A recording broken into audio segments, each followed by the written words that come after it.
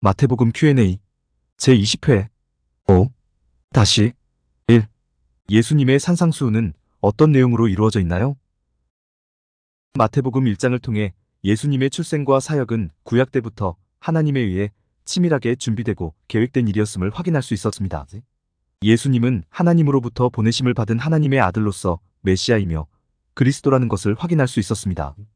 예수님은 구원자로 오셨고 임마누엘로 오셨고 목자로서 오셨다는 것을 확인할 수 있었습니다. 마태복음 2장을 통해 하나님께서 예수님을 끝까지 보호하고 관리하고 책임지시고 있기 때문에 예수님의 사역은 기필코 완성될 수밖에 없다는 사실을 확인할 수 있었습니다. 마태복음 3장을 통해 예수님께서 오실 수밖에 없었던 배경을 확인할 수 있었습니다.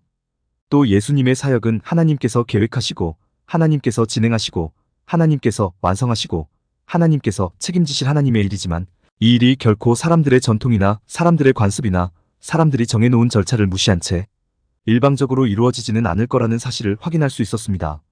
마태복음 4장에서는 마귀로부터 시험을 받으시는 예수님의 모습을 통해 예수님의 사역은 사람의 상황이나 형편이나 처지를 개선하기 위함이 아니라 사람이 지닌 근원적인 문제, 즉 죄의 문제를 하나님의 원리로 해결하기 위함이라는 것을 확인할 수 있었고, 제자들을 뽑는 예수님의 원리와 예수님을 따라 나서는 제자들의 마음을 확인할 수 있었습니다. 이렇게 제자들까지 뽑는 일이 마무리되었고, 예수님은 이제 본격적인 사역, 즉 가르치고 전파하고 고치시는 사역으로 들어가십니다. 그러면서 이야기는 마태복음 5장으로 넘어갑니다. 그런데 마태복음 5장부터 마태복음 7장까지는 세 개의 장으로 이루어져 있지만 하나의 이야기라는 사실을 잊으시면 안 됩니다. 예수님께서 산에서 말씀하셨다 하여 보통 산상수훈, 산상설교라고 부르는데 이 말씀이 하나로 연결되어 있는 말씀이라는 사실을 잊으시면 안 됩니다. 따라서 마태복음 5장부터 7장까지 산상수훈은 단숨에 읽는 것이 가장 좋습니다. 또 단숨에 설명하는 것이 가장 좋습니다. 그런데 단숨에 읽는 것은 가능하겠으나 단숨에 설명하는 것은 불가능합니다. 내용도 많을 뿐더러 그 내용 하나하나가 정말로 중요한 의미를 차지하고 있기 때문에 도저히 단숨에 설명할 수는 없습니다. 예수님의 사역은 가르치고 전파하고 고치시는 사역이라고 말씀을 드렸는데 가르치고 전파하고자 하는 핵심 내용이 모두 산상수훈에 들어있기 때문에 도저히 단숨에 설명할 수는 없습니다. 하지만 여러분들은 되도록 단숨에 읽으시는 습관을 들이셔야 합니다. 또 저의 설명은 부득이 나누어질 수밖에 없지만 여러분들은 저의 설명을 하나로 연결해서 이해하시려는 노력을 기울이셔야 합니다. 오늘은 산상수훈 서론 시간으로 산상수훈이 도대체 어떤 의미인지를 가지는지 그것을 말씀드리는 데에 초점을 맞추도록 하겠습니다. 마태복음 5장, 6장, 7장 3장에 걸쳐 진행된 예수님의 산상수훈은 예수님의 말씀을 들은 사람들의 반응이 어떠했는지를 기록하는 것으로 끝이 납니다. 그때의 기록이 마태복음 7장 28절로 29절, 예수께서 이 말씀을 마치심에 무리들이 그의 가르치심에 놀라니 이는 그 가르치시는 것이 권위 있는 자와 같고 그들의 서기관들과 같지 아니함일러라라는 기록입니다. 한마디로 예수님의 말씀은 놀라운 말씀이었고 권위 있는 자의 말씀이었고 서기관들의 말들과 같지 않았었다는 뜻입니다. 이 지점에서 여러분께 여쭈어 보겠습니다. 여러분들은 모두 마태복음 5장부터 7장까지 산상수훈을 최소한 한 번 이상은 읽어보셨을 것입니다. 10번 넘게 읽어보신 분들도 계실 것이고 100번도 넘게 읽어보신 분들도 계실 것입니다. 그런데 산상수훈을 읽고 혹시 놀라보신 적이 있으신지요? 산상수훈을 읽고 혹시 권위 있는 자의 말씀 같다고 느끼신 적이 있으신지요? 산상수훈을 읽고 이 내용이 혹시 서기관들의 말들과 다르다는 것을 느끼신 적이 있으신지요? 아마 이런 경험을 하신 분들은 많지 않으실 것입니다. 즉, 우리는 하나님의 은혜로 구원을 받아 성도가 되어 있다고는 하지만 예수님 앞에서 산상수훈을 들은 무리들만도 못한 이해력을 가지고 있는 것입니다. 자존심이 상하지만 어쩔 수 없는 엄연한 사실입니다. 하지만 걱정하지 않으셔도 됩니다. 왜 그렇습니까? 3927TV가 있기 때문입니다. 이제부터라도 3927TV와 함께 하시면 여러분들은 성경의 고수가 되실 수 있습니다. 예수님의 말씀은 놀라운 말씀이었고 권위 있는 자의 말씀이었고 서기관들의 말들과 같지 않았었다고 성경은 기록하고 있습니다. 여기서 가장 주목해야 하는 표현이 서기관이라는 표현입니다. 즉 성경은 서기관들의 가르침은 전혀 놀랍지 않은 가르침이었고 서기관들의 가르침에는 그 어떤 권위도 없었다고 말하고 있는 것입니다. 그렇습니다. 예수님 당시 이스라엘 사람들은 서기관들의 가르침에 놀라지 않았습니다. 서기관들의 가르침에 감동하지 않았습니다. 서기관들의 가르침을 인정하려고 들지도 않았습니다.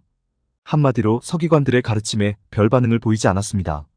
그러고 보니까 세례 요한이 광야에서 회개하라고 소리칠 때도 이스라엘 사람들은 별 반응을 보이지 않았습니다. 요단강에서 세례를 줄 때도 그저 아무 말 없이 나아가 물속에 몸 한번 담갔다가 묵묵히 돌아오는 것뿐이었습니다. 별 감동이 없었고 별 감격이 없었습니다. 세례 요한의 선포에 대해 놀라지도 않았고 세례 요한의 선포나 행위가 큰 권위를 가지고 있지도 않았습니다. 당시 가장 유명한 선지자라고 일컬어지는 세례 요한에 대해서도 이러했는데 서기관들의 가르침에 대해 이스라엘 백성들이 무슨 반응을 보이겠습니까? 별 반응을 보이지 않았습니다.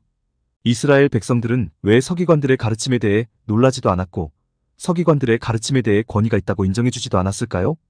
그 이유는 아주 간단합니다. 서기관들의 가르침이 늘, 항상, 언제나 동일했기 때문입니다. 귀에 딱지가 앉을 정도로 서기관들은 늘 똑같은 말만 반복해서 했기 때문입니다. 어떤 말이겠습니까? 성전에 나와 죄를 회개하라라는 말입니다. 성전에 나올 때는 빈손으로 나오지 말고 예물을 가지고 나오라라는 말입니다. 율법을 온전히 지켜 행하며 살아라라는 말입니다. 기도에 힘쓰고 금식에 힘쓰고 구제에 힘쓰라라는 말입니다. 우리가 하라는 대로 하면 하나님의 큰 복이 임할 것이다. 라는 말입니다. 서기관들은 맨날 이런 똑같은 말만 되풀이했습니다. 여쭈어 보겠습니다. 이스라엘 백성들이 서기관들의 말대로 했을까요? 하지 않았을까요? 했습니다. 하라는 대로 다 했습니다. 시키는 대로 다 했습니다. 유대교가 지배하고 있는 세상에서 유대교 지도자들의 말을 듣지 않는다는 것은 그 사회의 일원으로 살아갈 수 없다는 것을 의미하기에 서기관들이 하라는 대로 다 할 수밖에 없었고 그래서 다 했습니다. 그런데 변한 게 있습니까? 없습니까? 변한 게 없습니다. 아무것도 변하지 않았습니다. 아무런 결과가 나타나지 않았고 아무런 열매가 맺혀지지 않았습니다. 아픈 사람도 그대로 아픈 상태이고 가난한 사람도 그대로 가난한 상태입니다.